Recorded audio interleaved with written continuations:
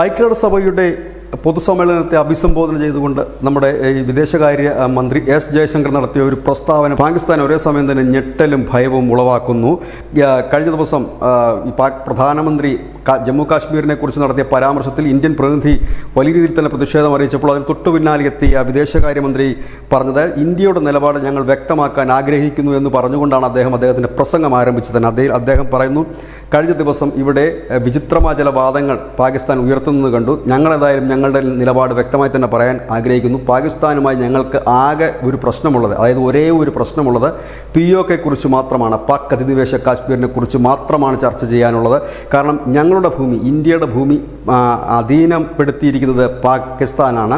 ആ അധിനിവേശ ഭൂമി വിട്ടുതരിക എന്നത് മാത്രമാണ് പാകിസ്ഥാന് മുമ്പിലുള്ള ഒരേ ഒരു പോംവഴി. അതിനെക്കുറിച്ച് മാത്രമാണ് ചർച്ച ചെയ്യാൻ ഞങ്ങൾ ആഗ്രഹിക്കുന്നു. അതുമാത്രമാണ് പാകിസ്ഥാനുമായി അവശേഷിക്കുന്ന ഒരേ ഒരു പ്രശ്നവും. അതിർത്തി കടന്നുള്ള ഭീകരവാദത്തിൻ്റെ അനന്തരഫലങ്ങൾ വളരെ രൂക്ഷമായിരിക്കുമെന്നുള്ള മുന്നറിയിപ്പ് കൂടി ഇന്ത്യ നൽകാൻ മടിച്ചില്ല. ഇതോടുകൂടി പാക് അധിനിവേശ കാശ്മീർ വിഷയം ലോകത്തിൻ്റെ ശ്രദ്ധയിൽ കൊണ്ടുവരാൻ ഇന്ത്യക്കായിരിക്കുന്നു. കഴിഞ്ഞ കുറേ നാളുകളായി കേന്ദ്ര മന്ത്രിമാരടക്കം പാക് അധിനിവേശ കാശ്മീർ ഇന്ത്യയിലേക്ക് ലയിക്കുന്നതിനെക്കുറിച്ചുള്ള ചർച്ചകളും കാര്യങ്ങളും പ്രസ്താവനകളും നടത്തുകയുണ്ടായി. ഏതായാലും ഇന്ത്യക്ക് വളരെ നാളായിട്ട് ഇന്ത്യൻ ഭരണകൂടം പറയുന്ന ഒരു കാര്യം, ഒരു തുള്ളി രക്തം പോലും പൊടിയാതെ പാക് അധിനിവേശ കാശ്മീർ ഇന്ത്യയുടെ ഭാഗമായി മാറും എന്ന് പറയുന്നുണ്ട്. ഈ പാക് അധിനിവേശ കാശ്മീർ വലിയ പ്രക്ഷോഭങ്ങൾ പാകിസ്ഥാനെതിരെ നടക്കുന്നുണ്ട്.